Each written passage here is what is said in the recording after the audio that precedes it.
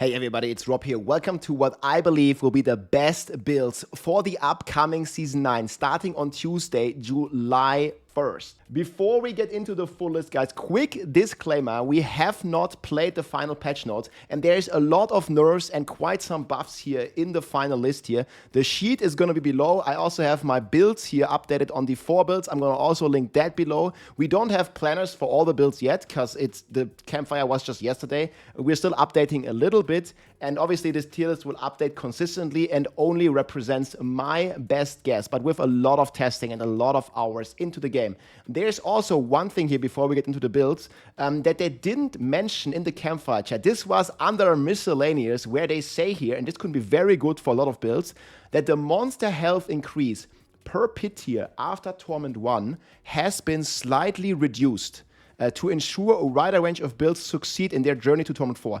So this sounds to me like there is a health nerf coming for the pits to make it a bit easier to get your gems to 100 and stuff. We don't know exactly what it means. They haven't talked about it. But, you know, even if it's just 1% and then it's like multiplied over 100 tiers, there might be a good way to see more builds doing pit 100. But there are some classes that are really going to struggle with the current power scaling, such as the Barbarian, sadly. So we will see exactly what's going to happen there. But yeah, let's get into the build. So just make sure you take everything here with a grain of salt.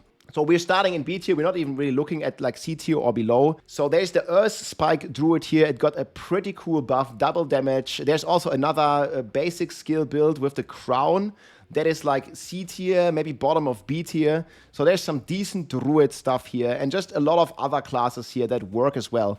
The top of B tier basically here is the Lunging Strike Barb. And with a heavy heart, guys, I gotta say, this is the highest Barb build of the entire tier list. It's basically between Lunging Strike, Flay, Earthquake, which is Giga nerfed, and Mighty Throw. And I think Lunging Strike is gonna pull ahead. But yeah, the B in Barb stands for B tier, guys. This is kind of what you can expect with Lunging Strike. So this is like a boss kill on Torment 4 on the PTR. It's been slightly buffed since then, but keep in mind, guys, this is with perfect gear. We have like all the Uber Uniques and everything, and this is basically what the Lunging Strike Barb can do against the boss. It still kills it like 11 billion or something hits. It still kills it like relatively fast, but this is basically the best that the Barb class can do at the very moment. And yeah, it's not really like, you know, all too crazy. I also have a Belial kill here, but you can already kind of see it's going to be struggling a little bit against Belial. This is a T4 Belial kill. And this is like kind of what you can expect for like a top B tier build. And it's maybe even slightly buffed from here.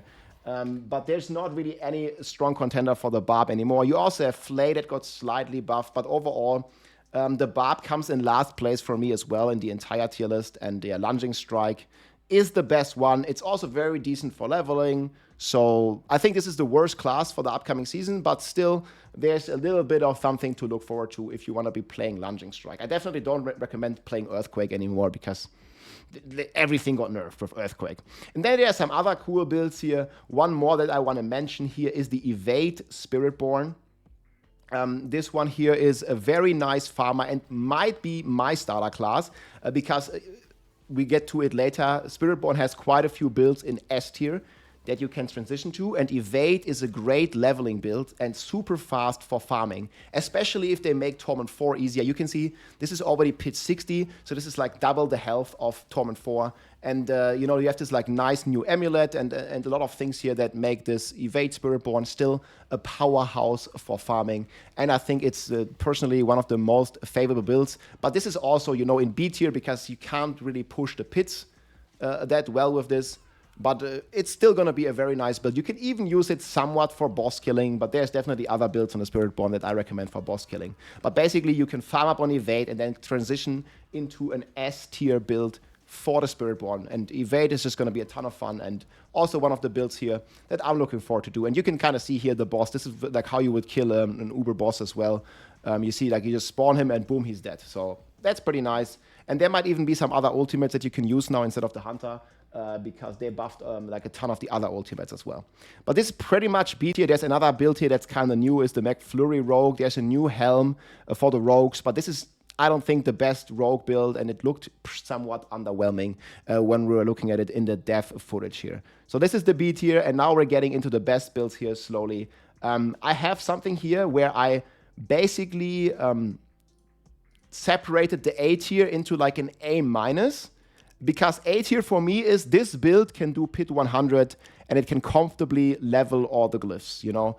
So this is like all the builds that we have there. And then there's this A minus, like these builds can definitely do like 95 or something. They're a bit weaker, but they're not quite as weak as B tier. So this could be like, this is 1 tier for me, but just keep in mind that these are a bit weaker.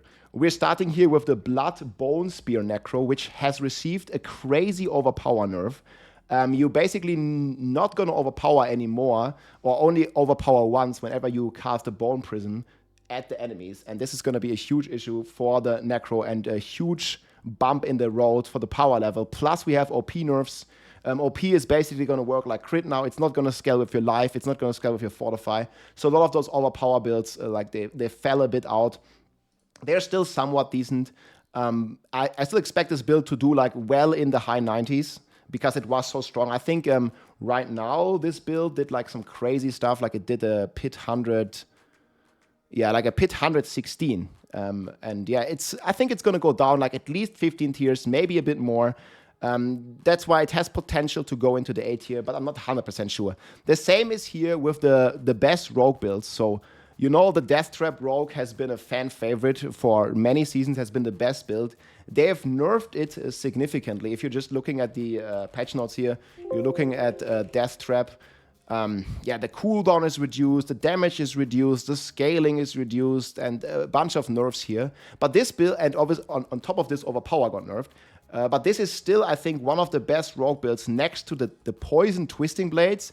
They really buffed up the key passive here for the Twisting Blades with Poison version. So this is a lot stronger with all the imbuements and stuff. And I think these are going to be the top 2 rogue builds. I don't think it's quite as bad as Barb, but these are the highest rogue builds on my entire list here. So it's either Death Trap or the Twisting Blades. I don't think the other builds will really, you know, compete with them that easily. And it's going to be hard, very hard for them to do pit 100. But you can do like up in the high 90s with this basically. And then there is 2 Sorg builds. This is not a top Sorg build. We have an S tier build on Sorg, of course. Chain Lightning is still pretty decent. It did 103, and I think it can still have potential to do in the high 90s. The same for Meteors. There's definitely potential for the Sorg.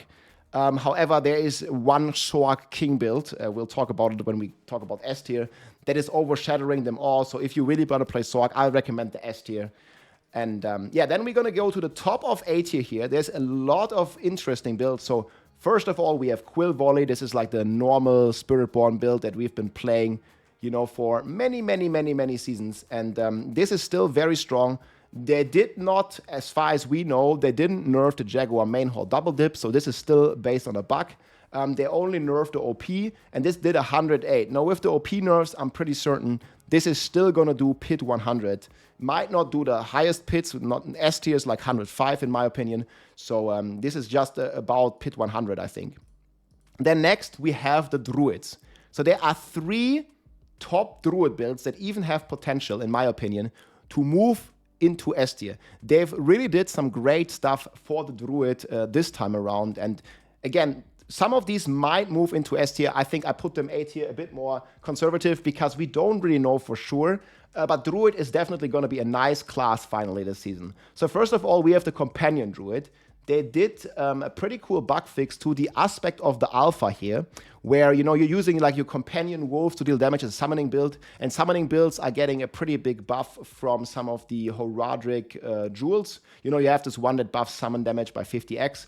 And the aspect of the alpha got bug fixed, and all the bonus damage properly work with the werewolves. So yeah, the werewolves are finally scary. It already did a pit 94, and it only got buffed after this.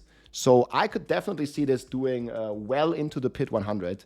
The same is here for the Flash Render Druid. For those of you who haven't seen it, I'm going to link this in the tier list here real quick as well.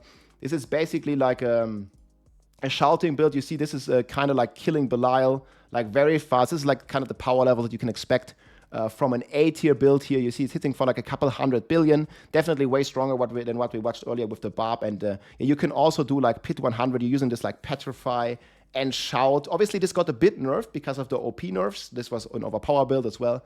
But this is a pretty cool Druid build that's going to obviously revolve a lot around button smashing. But it also has potential to clear. You see, this was a kind of like 100 speedrun. It also has potential to basically go beyond 100, even with the OP nerfs. I'm pretty sure this is potential to do Pit 100. And then we have the new build here. This is the Pulverize. With this Poison Puddle, they have significantly juiced the Rotting Lightbringer here. Before, it was only every 10 seconds it spawned a puddle. Now you always spawn a puddle. You guarantee overpower. And there's also some additional buffs here that you can basically proc the puddle many more times. And this here is kind of what it looks like in the game now. And when you're like doing this puddle, you can kind of see here this Druid. You can even stack these poison puddles on top of each other. You can see he basically keeps stacking them, and then he keeps pulverizing into the puddles, guaranteeing an overpower, guaranteeing a lot of procs here for this puddle. So that's looking pretty good to me. And certainly has a lot of potential also to move to S tier. I put it on the top of A tier, because I want to be cautiously optimistic. This is the highest Druid build on this tier list. It's in top of A tier, but again, it might move into the S tier as we finally get to test it, and we'll see all the mechanics. Obviously, guys, keep in mind there's always a potential for broken builds to emerge, right? Like usually the top builds are based around bugs. It's no exception this season. So maybe there's a change to Pain Gorge, or maybe the Barb still has a way to deal infinite bleed damage. I don't think so, but this might happen. But if this happens, it's a bug, and I'm pretty sure Blizzard will fix it pretty quickly. So just keep that in mind. And then at the very top of A tier, we have the Summon Mage. This is like a top 3 Necromancer build. There's going to be more Necromancer builds in S tier. I put this at very top of A tier. It did 101 already, and it got a buff. So again, like it might even crack the 105 and move into S tier with the Summoning Mages.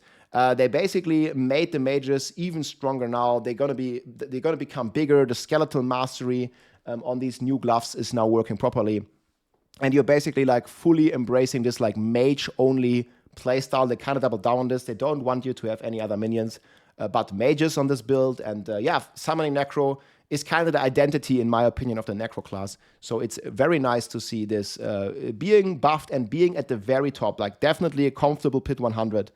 Probably can go all the way into S tier and 105. So Necro is eating good.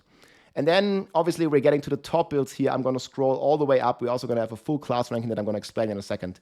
Starting at the bottom here, we have the Shadow Dot Necromancer. This is basically the shadow damage over time build that we have here. And it got tremendously buffed again in this patch notes here with the Affliction Key passive, getting even crazier. And there's like a very good synergies with dots this season, also some good synergies with the Horadic Jewels and some of the powers. So I think this has a tremendous potential here. The damage cap got increased significantly, and it already did 103 here on the PTR with the Corrupting Wave from Sora. I'm going to link this here in the tier list as well. You can check this out. And this has, I think, potential to do 105. And in general, I think right now, with the current scaling, 105 for me is the breakpoint to make it into S tier. This basically means even for a more casual player, it's going to be a comfortable Pit 100, A tier is more like you're going to need to push hard in order to clear 100. But if you play an S tier build, it can be like kind of comfortable if you're putting in some effort to clear Pit 100 and get your glyphs all the way up, basically. And then next here, we have the top Necro build, despite all the nerfs, despite the OP nerfs, for the 4th season in a row. I believe it's going to be Bloodwave. This build has already done a very, very high pit clear on the PTR with 107. And the OP nerf obviously hits it, but I don't think it's going to drop more than like 2 or 3 tiers. And even with that, it can probably still do Pit 105 plus. So still very, very strong build. And then we're coming into the top 3 guys of the season. One of the best builds, guys, is the Hydra Sorcerer.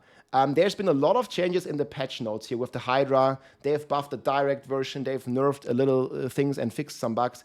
But overall, all in all, the Sorcerer Hydra build is going to be very similar to what we've seen on the PTR. I was chatting with Mikuna a bit, and we kind of agree it was like around -1 tier. Obviously, not counting for any of the shatter bugs. This is going to be non-bugged shatter build. Shatter, or at least the gizmo, has been nerfed.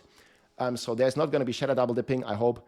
And this is going to be a legit build that can be doing a pit 105 cloth. I think both with the dot and the direct version. So if you're going to the planner here, I usually have a starter version as well. You can kind of see here.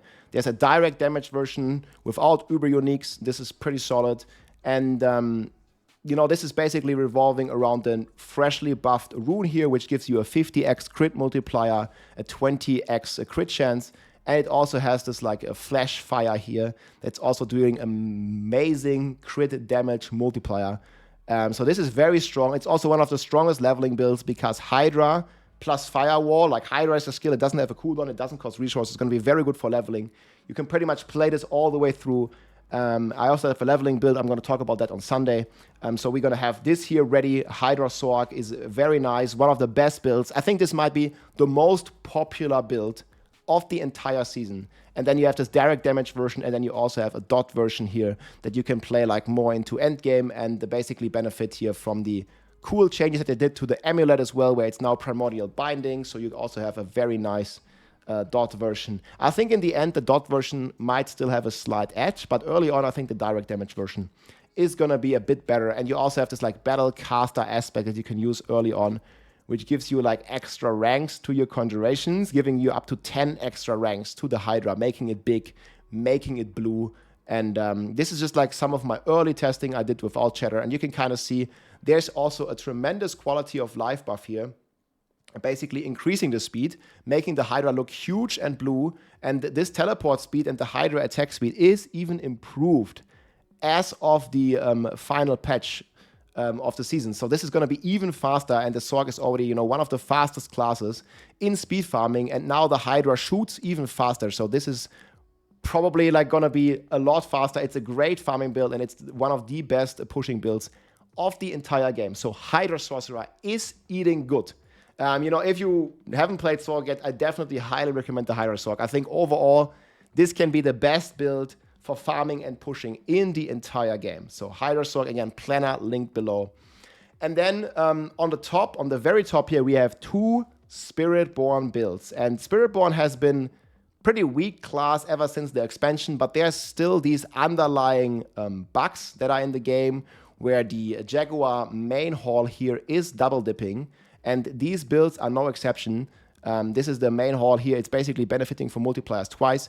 It doesn't really sound like Blizzard is fixing this, or at least they haven't said anything. So unless it's a shadow nerf, these are the top builds with double dipping Jaguar, Mystic Circles, and all that stuff. And we also use the new pants, the Thorns Pantalones. This has also been nerfed a bit, as well as the Hunter. However, the build was so strong on the PTR. It did a pit 115 on the PTR. And even if we lose double damage and then we lose another pit from the Jaguar, from the Hunter, we're only going down like, you know, 4 or 5 pit tiers. And that still means we can do a very comfortable 110. And just look at this. This was like me on the PTR, basically doing 110 here. You can kind of just see, you basically just walk up to the monsters, you make a bit of a pull, you start attacking, and the DPS, as soon as the dot and the thorns is coming online, it takes a second, and then you see like how the elites will basically melt here if you do everything correct in your rotation, and you're having a tremendous amount of damage. I think this one was not even the best pull. I think if we're going like down to the next one here, you can kind of see you want to play around these mystic circles here, and you see this is an elite pack, single target pack, and yeah, look how fast it melts. Like this is like the Jaguar main hall dips.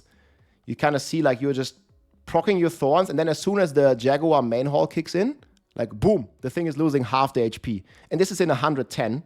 So you can do this in 105 after the nerfs. And again, I wasn't like fully min-maxed or anything, and we were like kind of blasting through this, right? I'll have a dedicated build guide on the Hydra Sorg and also on this Spiritborn build here, just because they're so strong and they have so much damage. And obviously, this is completely melting like all the Torment bosses and everything. If you can do 110 on the PTR, it was insane. So 110, I'm expecting this to do 110 or higher. There's also 115 clear by Mr. Do Not Hit Me. And the cool thing is, guys, there's multiple variants to play. So I was playing this with Quill Volley. It can be kind of squishy early on. There's also a more tanky version here with Crushing Hands, giving you extra barrier every attack, and then using counter-offensive. So this is also a very strong version. I think that also cleared Pit 115. So there's a lot of versatility, right? Because you can pretty much use any skill on the Spiritborn to trigger this pants. It doesn't have to be Quill Volley. Quill Volley is pretty good. But there are a ton of different options in general for this. And yeah, the class is tremendously strong. And as long as the double dip is in the game, which I think it is, it's going to be the best of the best of the best. And there's also another build here. I made a video about this as well. However, I don't really recommend this because this is a build that is only good for high pit push. It basically lags out the server using the Craze of the Dead God to proc Touch of Death dot and then consume this dot to deal a tremendous amount of damage with the double dipping. But this is only really like, you know, a high pit build. It's in S tier because it's one of the strongest. It's probably going to do 110 plus as well. It did 118, and the only thing they really changed is some overpower stuff here. And this is going to remain a top contender, maybe even the strongest build. However, 99% of people will want to be playing the Thorns variant because this is not beginner, casual, or gameplay friendly, basically. It's only for high pits, nothing else. So definitely recommend the Thorns Spiritborn here as the best build of the entire season. Okay, this tier list, again, alongside, you know, all my planners here, is going to be linked below. I have basically all the Season 9 planners. We also going to have the written tier list up here on the forward, so you can basically just click, you know, I don't know, you can click like any class and you can kind of see like, you know, the builds here that are updated. Some of them I will still work on, especially Druid. I'm going to have them probably ready by tomorrow. So like Sunday, Monday, they're all going to be ready. So some of them are to be determined. I definitely want to cover every A tier build. And then a lot of the B tier builds, I don't really have many planners for. And C tier, there's still a lot of weak builds. In general, guys, I was a bit frustrated to see, you know, this like big approach from Blizzard to nerf the top builds. Like, you know, there's always two ways to approach it. Like either you can, you know, cut off the top and nerf all the S tier builds, which is kind of what they did. Or they could have just, you know, buffed the weaker builds. And I would have much loved to see that. However, there's still a couple of strong, you know, builds, especially like Hydra, especially Sorcerer with Hydra and Spiritborn with Thorns, are cool new builds. And the Druid has some cool new stuff as well. However, I think like especially the Barb and the Rogue are looking pretty rough. So I'm definitely looking forward to play the Sorcerer and the Spiritborn. And yeah, unfortunately, not so much the Barb. I'll probably play it. I'll make a separate video about this, about my plans and everything. But yeah, the Barb is not looking the best. I have a lot of leveling stuff coming out. And one more thing here is my final rating in terms of power level. So I think rank 1 goes to the Spiritborn. Rank 2 goes to the Sorc, in my opinion. Like, Sorc is going to be very popular with Hydra. It's a very cool, very fun build to play. However, there is also the Necromancer, which technically has even more strong builds than the Sorc. But the Hydra Sorc is just so popular that I think I want to kind of like rate the Sorc even above, because it's a bit of a popularity rating as well. And then we have on a solid midfield, maybe even big potential for S tier, we have the Druid. And then, you know, kind of the end of the field is the Rogue that maybe still has the potential to do Pit 100. And then last but not least, but very sad on the last place, is the Barb. You know, depending on how these, like, you know, final, like, pit balance changes are going to be, the Barb does not have a build that can even do Pit 100, right? Lunging Strike is the top contender, and it did, like, a Pit 90, and maybe now can do a 95 with, like, GG, full Uber gear. So, yeah, Barb is not eating good. Obviously, if they will rescale, and depending by how much they rescale the pits, this might change, but the relative power level is not going to change, right? Let's say Pit 100 becomes easier, then this is just going to be Pit 105, and this is going to be Pit 110, you know, and this is probably going to be like Pit 100.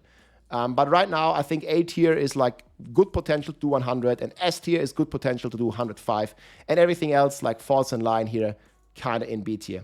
Let me know what you think down below, guys. I'm definitely looking forward to be playing the season, and there's going to be a ton of fun, I think, for all of us. Again, everything is linked below. Hope you enjoyed, guys. Leveling builds and also top build guides for Sorcerer and Spiritborn are coming here on my YouTube channel the next days. Hope you enjoyed. Let me know what you think and what class you're starting in the comments below. Take it easy, my friends, and I'll see you soon. GG. If you like this video, make sure to subscribe, leave a like or a comment. I'm also live on Twitch almost every day, so come and say hi.